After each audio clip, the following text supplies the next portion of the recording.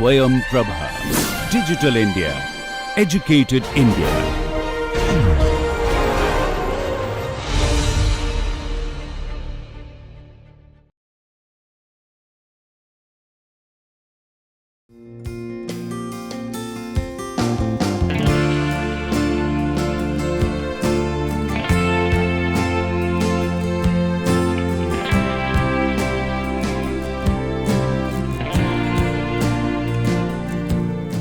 Hello again.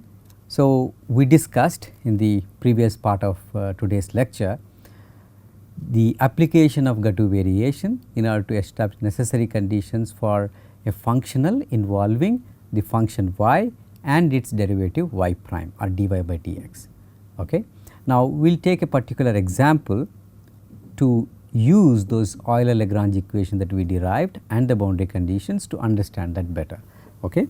So, for that let us take a geometry problem for which we know the solution already. Okay. The solution that you know already, when I state the problem you will know. So, let us take a coordinate system, let us say x and y, and I choose 2 points, a point here, a point there. Okay. So, let us say this point is x1, this is y1, that means the point coordinates x1 y1, and this is x2 and corresponding y. If I extend this further somewhere here, I will have y2. So, I have a point x1 y1, x2 y2. The question that I ask is that which curve I can that goes through this point 1, let us call this point 1 and point 2. Between point 1 and point 2 we can draw many curves that pass through this, right. So, we can draw a number of curves. I can draw this, I can draw that, I can draw this and a number. I mean this is really a lot of different curves we can draw, right. Among all of them there will be one that minimizes the length of the curve.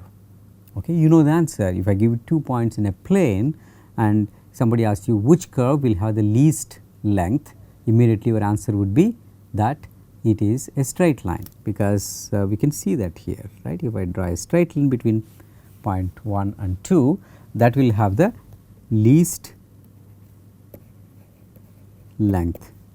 So, least length. So, this will be the curve of least length. We have taken a very simple problem for which we know the solution, right. Now, we will solve this problem using calculus of variations to convince you that among all the curves that you take, the straight line is the one that is going to have the shortest length or the least length between 2 points, given points x1 y1, x2 y2. How do we pose the problem? We say minimize the length of the curve L, what was j which is functional, now L becomes the symbol for the functional with respect to y of x, right. Each of these, right, will be y of x. We do not know, actually we know the solution that this blue one is actually y star of x, meaning that this one satisfies the differential equation of the Euler Lagrange equation, right.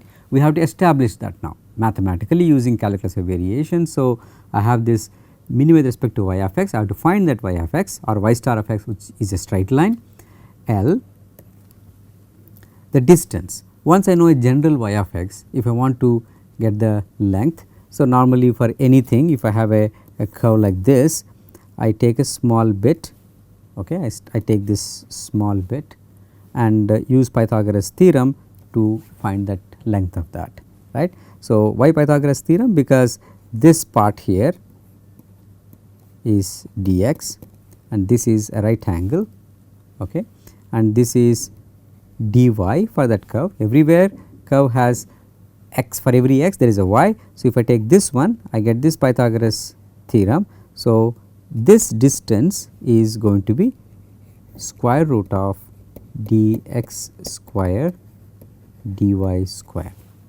okay, and that is what we need to take and add up we want a total length from here to here or our curve from here to here, we have to do integration. So, we have to do integration from x1 to x2 for our curve of interest x1 to x2 square root of dx square dy square, we have to add it up. Okay. Integration needs the dx, we take the dx out, right. When I take it out, what I get is x1 to x2 integral 1 plus dy square by dx square or dy by dx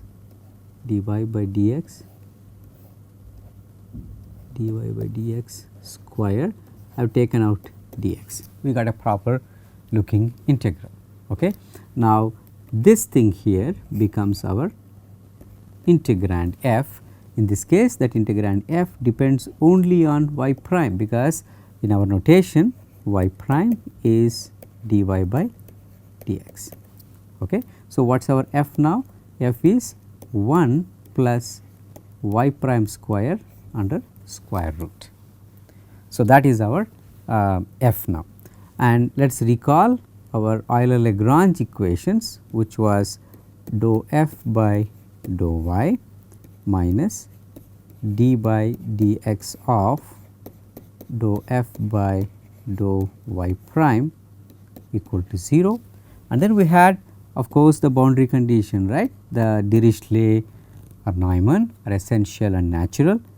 Now, we understand what is essential, what is natural in the context of this example. Dou f by dou y prime into h x1 x2 equal to 0, right. Now, let us substitute over here. So, this one dou f by dou y, there is no y in our f now, this is f, right, there is no y there. So, this is 0, and then we have minus d by dx of dou f by dou y prime we have to take derivative of this f with respect to y prime, then we get 1 over 2 square root of 1 plus y prime square, and then we have to use the chain rule. So, this with respect to y prime square is there. So, if you take derivative, it will become 2 y prime. Okay. We take derivative with respect to only y prime, not as x, but that is here d by dx of the whole thing, this is equal to 0. Okay. Now, let us go there, so we can see this. So, what we got from here is d by dx with the minus sign that we can take off, it is equal to 0 anyway, d by dx into 2 here gets cancelled. So, what we get is y prime by 1 plus y prime square under square root equal to 0. What does that mean? It means that y prime by 1 plus y prime square under root is constant, because derivative of a constant equal to 0, that is what we have. In other words, we integrated from this step to this step, right, we get this. Now, if you think about this, if you say this constant is some c, then I can write, I can take this other side y prime equal to c times square root of 1 plus y prime square. I can square both sides, I will have y prime square equal to c square into 1 plus y prime square. That implies that if we bring that y prime that we have there, it will become 1 minus c square c square, or I get y prime is equal to c square by 1 minus c square under square root, plus or minus does not matter, it is just there either sign, but what we get is y prime is constant because c is constant, right, that is what we had. Now, it says that y prime is constant. Y prime is constant means what? Our curve y of x is a straight line. So, that says that y of x is a straight line. That is what we wanted to prove. Mathematically we got it now, right. So, Euler Lagrange equation, which is what we wrote here, this Euler Lagrange equation gave us what looked like a formidable differential equation, but actually turned out to be very simple, that y of x is a straight line. Okay. Now, let us also look at the boundary condition, that is this part, right. Let us consider again, note that the f that we have here is 1 plus y prime square under square root sign. Now, what this boundary condition is saying is dou f by dou y prime times h, right. So, if we do that, what we get? We had just done it here, right. So, this dou f by dou y prime is actually this, okay. This is dou f by dou y prime. So, that basically is. So, let us look at this boundary condition which is over there, where we have f, which is this, and what it says is that dou f by dou y prime, which we had calculated already there. So, I will write y prime by 1 plus y prime square under root times this h should be equal to 0, that product at both ends, that is x1 and x2. Now, if we recall the problem that we stated, these points x1, y1, x2, y2 are given, meaning that y was specified at both these points, y1 was specified, y2 is specified. At those points we cannot take variation, because we are not allowed to perturb there, it has to be that value. That means that in this case, that h is 0 at x1 and x2, because y is specified. Again, remember, this is because y is specified at either boundary. So, here we have at both ends we have what is called essential boundary condition or Dirichlet boundary condition. Later we can take an example where we do not specify y, then there will be a natural boundary condition, Neumann boundary condition. Okay. Let us take an example that actually gives us that natural boundary condition as well. So, as we do, let us actually consider the next problem where we minimize again with respect to an unknown function y of x, but this time we will take f to be dependent on y prime, that is the first derivative, as well as y double prime. Okay. A little extension or generalization, instead of taking only first derivative we also take the second derivative, right. This is the problem. We take this problem, again the necessary condition would be that the variation of this with respect to y and the arbitrary function. Now, the arbitrary function does not bother us, because the fundamental lemma gave us a way of getting rid of it to get the differential equation, and then boundary conditions, whether y is specified or not, tells us when to ignore h, when not to. Okay.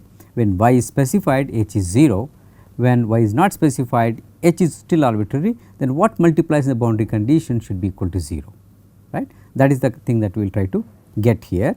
So, that should be equal to 0, which by the way gives differential equation as well as boundary condition. This gives us differential equation, I am using dE for that, differential equation and the boundary conditions at the ends. Okay. That is what calculus of variation gives us, right. So, let us do this problem. So, if we say that Gaussian variation is 0, again we know what that gives, which is that we have x1, x2 dou f by dou y into h plus dou f by dou y prime into h prime plus dou f by dou y double prime into h double prime dx equal to, that is the first step in the Gaussian variation. This from the definition, again definition of Gaussian variation to recall for you is d by d epsilon of that j, where you replace y with y plus epsilon h and then substitute epsilon equal to 0. That is what we did for 1. Now, we have done it for the case where there is also y double prime in addition to y and y prime. That is what you get when you do this. Okay? There is no trick there. This is the definition. There is limit definition which is equivalent to this, and that is what we have done. Okay? Now, earlier we did integration by parts to get rid of this h prime. Now, we have to do that 2 times. We have to integration by parts twice to get rid of h w prime, h double prime into h. First h double prime becomes h prime and then becomes h, right. So, let us do integration by parts twice. So, integration by parts once, integration by parts, if we do, we get, we leave alone the first term as it is, we do not touch it because that already has h, which is good enough for us to apply the fundamental lemma dx. Let us put that, and let us take the second term. Let me write second terms using blue color. So, you are clear where it is going. So, that I will do integration by parts. The first function dou f by dou y prime, integral of the second function which becomes h, evaluated at the boundary x1 x2 minus integral of x1 to x2 dou f by dou y prime. We have to do derivative of the first function into integral of the second function dx. Okay, that takes care of the second term. Now, let me use green color for the third term. When you do integration by parts for that, you get dou f by dou y double prime first function, integral of second function. Second function here is h double prime. Okay. Now, if you do integration once, that you get h prime. This you have to evaluate at the 2 boundary points x1 x2 minus x1 to x2 derivative of the first function, that is d by dx of dou f by dou y double prime, integral of second function, and then there is dx. That should be equal to 0. We did integration by parts once. Let us do it one more time. Okay. So, now we do integration by parts again,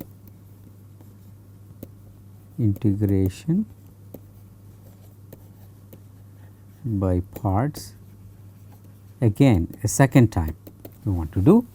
Again, let me use the color coding. The first term that we have, it remains as it is, dou f by dou y times h dx plus, let us go to the second term which is already there. There is nothing because there is h here, there is h there. So, I will just write that dou f by dou y prime h at x1 to x2. We do not need to do integration by parts for the second term as well, x1 x2 d by dx of dou f by dou y prime into h dx.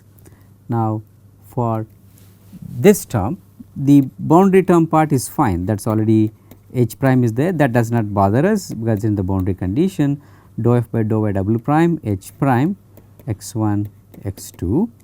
What we will do is for this term, that is for this, to get rid of this h prime, we will do integration by parts one more time. That gives us, now we take this one as the first function, that is we take this one as the first function. So, I can write minus, because the minus sign is there, d by dx of dou f by dou y double prime first function, integral second function. First function is that integral of second function is h prime, that becomes h, that will be the boundary condition x1 x2, and then minus, there is a minus already. So, minus of minus plus derivative of the second function that we derivative of the first function already had d by dx, another derivative d square by dx square of dou f by dou y double prime integral of the second function, that is h dx, and the whole thing should be equal to 0. Okay. Now, we can collect all the terms. There are integral terms. So, this is an integral and this is an integral, this is an integral. Let us collect all of them as one, x1 to x2, what I have dou f by dou y, this has h, this has h, this has h. So, we will take h there out. So, minus d by dx of dou f by dou y prime plus d square by dx square of dou f by dou y double prime, all of this times h. Okay, that is what we get, integral part, which we say must be 0, because integral and boundary terms both being 0 will be true only for some specific h, but h is arbitrary. So, we actually separate out the boundary terms and the integral terms. So, we got our differential equation. So, this is our short form for differential equation, right. Differential equation will come if we apply the fundamental lemma, which is that whatever we have here, that is our phi. Okay. We had used that argument that phi times h should be equal to for all arbitrary h, the phi should be equal. So, our that is phi equal to 0, meaning we have dou f by dou y minus d by dx of dou f by dou y prime plus d square by dx square of dou f by dou y double prime equal to 0. We got our differential equation, and the boundary terms are also there. Let us write them, so we can see them also. Take a look what we have. There is a boundary term here which has h, there is a boundary term here also that has h, there is another boundary term here that has h prime in it. Okay. So, we will collect the ones that have h and h prime separately. Okay. So, remember this is dou f by dou y prime h, this is minus d by dx dou f by dou y double prime times h. So, the boundary conditions now if I write. So, I have dou f by dou y prime that had h, and then we also have d by dx of dou f by dou y double prime, both of these multiplied by h at either end x1 x2, right. So, now we took care of this, we took care of this, then we have this also, right, that let us write dou f by dou y double prime h prime. So, plus dou f by, was it plus or minus, that is plus, minus was only here, dou f by dou y double prime into h prime, here it is h prime x1 x2 equal to 0. So, we separated out the differential equation integral part and the boundary conditions. Now, boundary conditions too, you can have the sum that we have written being equal to 0 in some cases, and those cases are not rare. Okay, it will be for boundary conditions, certain boundary conditions h and h prime together can give you, or you can make them separate, that is more common. The other one is also possible, but that is less common, where the sum of these two that we have written is equal to 0, but most often individually these two things being equal to 0 is common. So, we will write it that way, but remember that there could be cases where both the terms summing to 0 is also possible as a boundary condition at x1 and x2.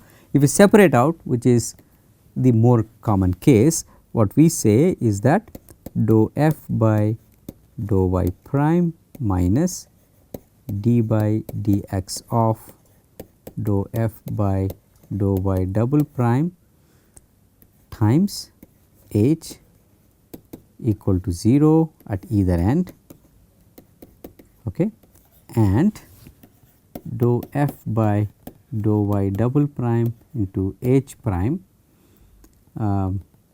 at either end x 1 x 2 equal to 0 is possible separately or together sometimes. Together also we will consider later, but right now let us separate out. So, we get the boundary conditions. Okay. Now, when is h 0? When y is specified, if y is specified, h is 0. Similarly, if y prime is specified, h prime is 0. When it is not specified, this other part is equal to 0. When h is not specified, that is 0. When h prime is not specified, this is 0, like what we considered earlier. Okay. In order to make sense out of this, we should take an example of an integrand that has first and second derivative in it in addition to the function. So, let us take an example where I want to minimize. This is what we call potential energy, because we discussed this minimum potential energy principle, which gives you static equilibrium with respect to a function. Here let us take that function to be w x, which has a physical meaning, which is like a beam. If I have a beam and there is some loading on it, let us say there is a loading on it q x, and let us say this deforms, okay, in some fashion. There can be any boundary condition, let us say that deforms in a particular fashion. There is at different points we will have deflection w x. So, x is like this, x equal to 0 here, x equal to L there, span of the beam. Everywhere we need to find this function w x. How do we find? We find it by minimizing this potential energy. The potential energy we will write 0 to L. So, for what we are writing x 1 to x 2 becomes 0 to L. Potential energy that we will discuss later how we get the expression I am going to write. For now, let us just take it. So, potential energy here can be written as half what we call Young's modulus and second moment of area I for the beam, okay, into d square w by dx square minus q of x times w dx. Okay. That is what is potential energy. We can discuss later how that comes about, or maybe you already know from beam theory that potential energy for beam can be written in this fashion. So, what we have here, this P we have integral 0 to L like an integrand, okay, which depends on w, the w is there. We also have that this depends on d square w by dx square dx. There is no w prime here, but second derivative is there. If you have this, if you write the Euler Lagrange equations that we just derived, we get the equation. Okay. Let us do that quickly. So, we have dou f by dou y, that becomes w, minus d by dx of, this is d by dx of dou f by dou w prime we write, and then plus d square by dx square of dou f by dou w double prime instead of y double prime equal to 0, right. Let us go up and see that that is what we had as the equation, right. So, dou f by dou y d minus d by dou f by dou y prime d square by dx square over dou f by dou y double prime. Now, w our function, so y has become this. If we do this, what we get dou f by dou w, look at our f here, which is that w is over there, that gives you minus q, and then second one is 0 because there is no w prime there.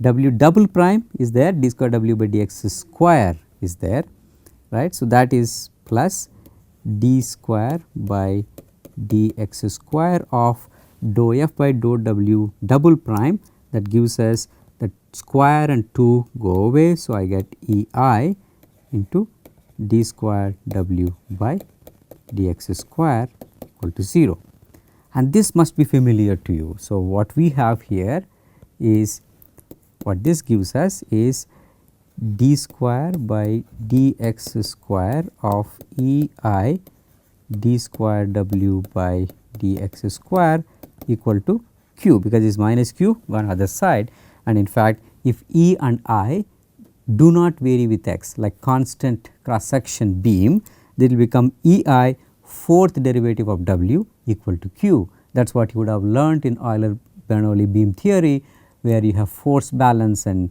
gotten the solution. Now, we minimized potential energy, current solution. Not only that, we also will have boundary conditions. Okay. If you write down the boundary condition, which I will leave as an exercise to you, for this one you have f here and f, and y becomes your w. If you write it, then various boundary conditions, I did not say what boundary, it can be pinned, fixed, guided and so forth, which we will consider in the next lecture, but you can try the boundary conditions here and make sense out of these Dirichlet boundary conditions and Neumann boundary conditions are essential and natural. So, we will consider that in the next lecture. Thank you.